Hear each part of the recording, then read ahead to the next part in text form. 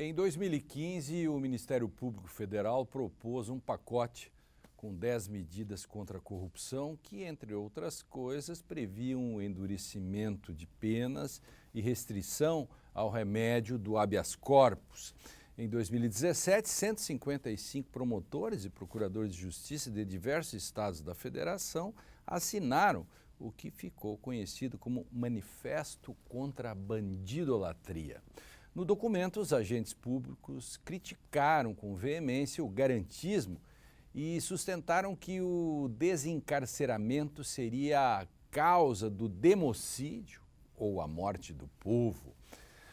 Esse é um tema polêmico e o programa de hoje discute este ponto, punitivismo.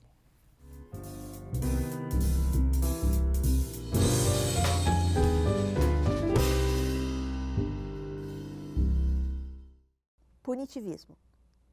No Brasil, o livro V das Ordenações Filipinas era profuso em penas espetaculares. A punição ao criminoso consistia em uma vingança promovida por sociedade e Estado sobre o seu corpo e memória. Esse modo de atuação, que durou séculos, foi posteriormente transformado com o direito liberal. No entanto, a sensação de insegurança pública tornou o país campo fértil para a propagação de novos discursos punitivistas, pela população em geral e pelos próprios operadores do direito. O endurecimento de leis penais, o descaso com os presídios, a pena de morte a criminosos e a mitigação de direitos fundamentais são algumas das pautas difundidas nos dias de hoje. Recentemente, a decretação da intervenção federal no estado do Rio de Janeiro adicionou mais novo capítulo a esta história, com o posicionamento do ministro da Defesa a favor da expedição de mandados de busca e apreensão coletivos. Por que a sensação de insegurança favorece o punitivismo? Quais as causas de ascensão do punitivismo em pleno Estado democrático de direito? Essas e outras questões serão discutidas no Direito e Literatura, que está começando agora. Olá, a partir de agora você acompanha um debate que conta com a participação de professores de diversas áreas do conhecimento que vão nos ajudar a entender questões do direito e da sociedade contemporânea por meio de obras literárias.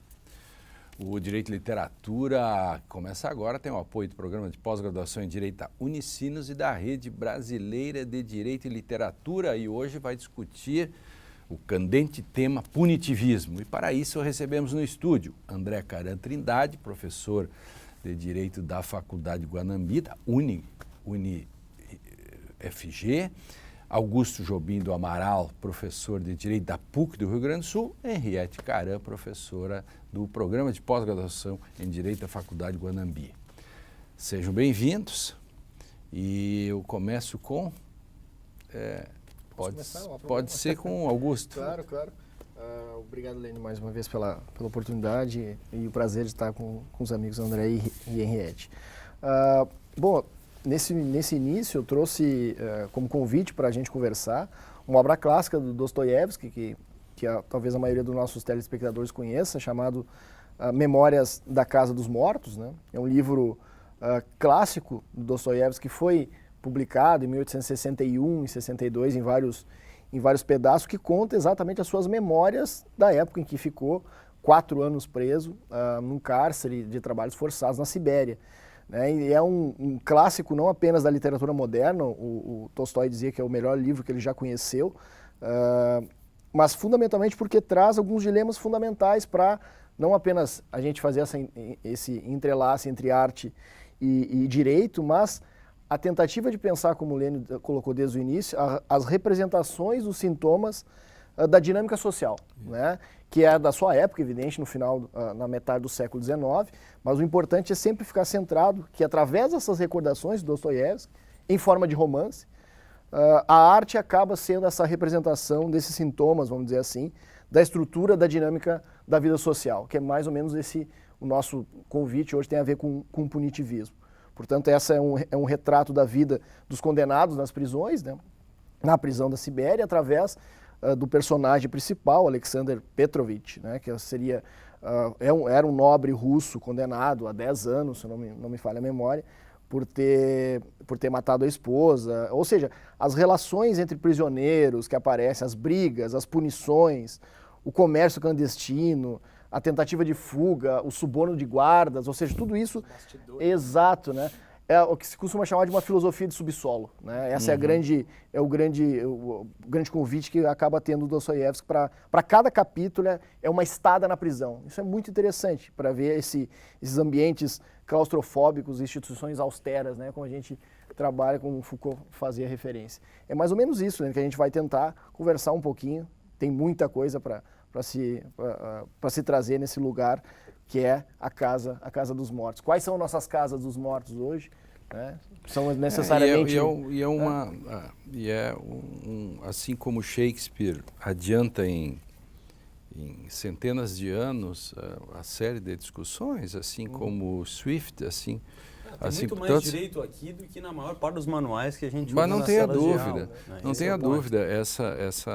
E o que mudou? Há uma repetição e um aperfeiçoamento. E depois disso, vem o concomitante, ou depois a questão do utilitarismo, na questão que o Foucault conta, que é a questão do Bentham, né, que é a questão do panóptico, que acaba aperfeiçoando o modo de vigilância, que simbolicamente para toda a sociedade, poxa, Isso. E o que é mais vigiado hoje, em que você, em qualquer lugar que anda, é controlado, claro. E até tem pessoas, esses dias eu falava com um importante figura da República, do Judiciário, ele disse que quando ele trabalha, ele tem um negócio do computador que você tem que... Aquela câmera ali, era bom você fechá-la. Eu achei que era lenda urbana, eu fiquei chocado com isso. Sim. Eu recebi Nós ontem... somos prisioneiros E prisioneiros voluntários, né, de alguma maneira, né, porque nós somos incitados a usar o celular. Da prisão voluntária. Eu recebi ontem uma divulgação da loja da Amazon em Seattle, né, que não tem mais caixa. Né? Você entra, tudo é monitorado. Quando você pega, você cadastra, faz o seu check-in no celular, né, sem querer fugir do tema. Cada produto que você pega, ele já contabiliza direto. Não tem caixa. Você entra na loja, bota as coisas na sacola e vai embora. Né? Isso porque a loja está aparelhada de maneira que ela te controla e consegue automaticamente identificar quando você consome, toca no produto que ele já entra na sua conta. E se você larga o produto, ele sai da sua conta. Agora imagina isso numa proporção maior, né? Isso não é ficção. Não, isso não é. Exato. Isso é a loja da Amazon em Seattle. Diga aí, Henriette, complemente isso e nos traga mais coisas duras assim. Na verdade, eu trouxe um livro que eu tenho apenas a reprodução, né? É um livro que é o livro de infância do meu pai. Meu pai nasceu em 1940, então ele está fazendo 78 anos. Mas esse é um livro alemão, né, que conta a história, aquelas histórias conhecidas, aqueles contos populares, né, para criança. Conta histórias para criança. Algumas histórias, ou melhor, a maior parte delas, histórias terríveis, né? Histórias. Isso é do século XVIII? Não. Isso é o final do século XIX e início do século XX. Né? Então, nós temos as imagens para apresentar. Uma dessas histórias é a história da menina que vai brincar com a caixa de fósforos, sabendo que ela não pode fazer isso. Né? E ao brincar com a caixa de fósforos, ela termina riscando um fósforo e ela incendeia. Tá? Outra história é do menino que chupa o dedo e a mãe avisa, não chupe o dedo, Joãozinho. E o Joãozinho chupa o dedo e a mãe diz, olha, se você continuar chupando o dedo, o alfaiate virá aqui e vai te punir. Aí a mãe sai, o Joãozinho chupa o dedo e vem o alfaiate e corta os dedos. Corta os dedos dele. Né? Do Joãozinho. E a imagem é essa imagem que vocês estão vendo, né? Da criança com os dedos cortados. Mostra de novo. Sangrando, né? E por fim, tem mais uma das histórias, é o menino o Klaus, que não quer comer. Né? Sopa. Ele não quer comer a sopa. Então ele diz, eu não quero comer sopa. No primeiro dia ele já fica magrinho, no segundo dia ele fica mais fininho ainda, no quarto dia ele quase desapareceu e no quinto dia a imagem é de uma lápide. Né? Klaus morreu. Por que eu trouxe esse livro? Né? Porque eu trouxe esse livro porque ele era um livro utilizado pedagogicamente, né, numa forma disciplinadora, dentro de uma concepção absolutamente punitivista. Punitivista. Né? Aonde nós temos que agir de acordo com aquilo que dizem nossos pais, né? Sob pena de sermos punidos, e a punição aqui nunca é uma punição leve. Sim. Né? Ela sempre é uma punição extremamente feroz.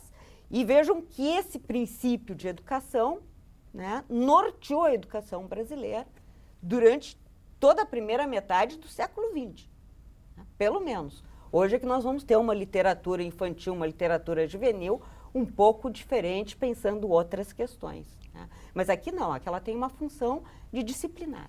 Né? De disciplinar. E disciplinar como? Através da ameaça, da punição. Sim. Boa. André. Bom, o meu não é tão terrível assim, mas também não é tão diferente, né?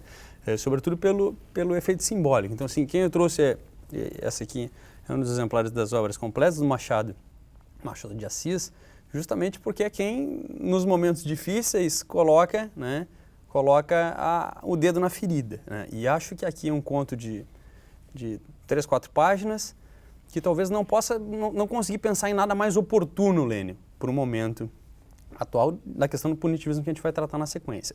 O quanto é o caso da vara. Né? Disponível em domínio público, internet, texto provavelmente vestibular, você encontra em qualquer lugar. O que tem o caso da vara, e vou dar o spoiler, é muito simples, ele não é tão explícito quanto, né, os contos, as histórias essas infantis, mas o segredo está na sutileza e tem muito para nos dizer, como normalmente acontece com a literatura do Machado. Data precisada antes de 1850, ou seja, ainda durante o Império, indicativos de que isso é no Rio de Janeiro, embora não fale da cidade, sim, algumas localidades próximas. Damião foge numa manhã de agosto, numa sexta-feira, do seminário. Porque o seminário não é para ele, o negócio dele não é ser seminarista. Foge do seminário e a pergunta, fica a manhã inteira se batendo na rua, é fugir para onde? Foge para casa de Sinhá Rita. Sinhá Rita é alguém que tinha relações com o padrinho dele, porque ele não podia voltar para casa, não podia enfrentar o pai, não poderia falar com o próprio padrinho, então ele faz uma saída aqui, né, articulada, e dizer, vou conversar, né, com a Sinhá Rita, que ela pode intervir junto ao meu padrinho, para que então meu padrinho veja lá na minha casa como fazer para eles entenderem que eu não quero ser seminarista. Chega na casa da Sinhá Rita, conversa com ela, passa o dia lá, ela se sensibiliza pela questão dele, o jovem é muito agradável, ele conta uma porção de piadas e xistes para as meninas que faziam bordado lá, onde também tinha a companhia das escravas. Lucrécia, uma das escravas, ri durante essas conversas da tarde. E Sinhá Rita fica furiosa com aquilo, porque se no final do dia ela não conseguir terminar o trabalho dela, que ela está rindo das piadas, então ela vai ser punida. Sinhá Rita chama o padrinho, diz que o padrinho deve resolver o problema junto à família de Damião. Passa o dia, o padrinho resolve o problema. E quando chega ao anoitecer, ele continua contando piadas, ela chama a Lucrécia, a Sinhá Rita, para ver se ela cumpriu a tarefa. E ela não cumpriu a tarefa. Então ela diz para o Damião, Damião, passe-me a vara. E o Damião fica naquele dilema, porque quando ela riu a primeira vez e anunciou a punição, ele disse que ele a defenderia, que ele compraria a causa da escrava Lucrécia como se a dele fosse.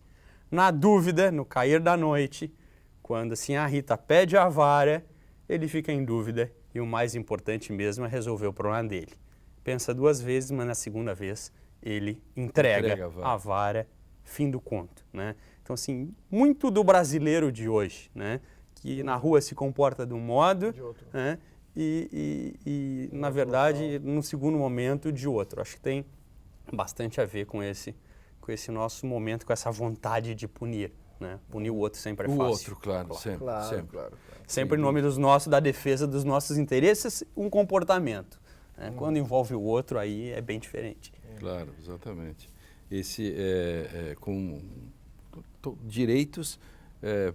se é o meu inimigo é uma coisa, se é meu amigo é outra. E o que falta aí é uma questão que nós sempre trabalhamos, e aí a literatura ajuda muito, né? Uma questão de princípio, né? Como o Victor Hugo, né? Disse assim, ou o Sócrates, o Criton, né? Nós já fizemos programas sobre isso. O Direito e Literatura faz uma pausa para um rápido intervalo, e na volta a gente continua a discussão deste candente tema, o punitivismo. No próximo bloco vamos falar mais sobre isto. Nós já voltamos.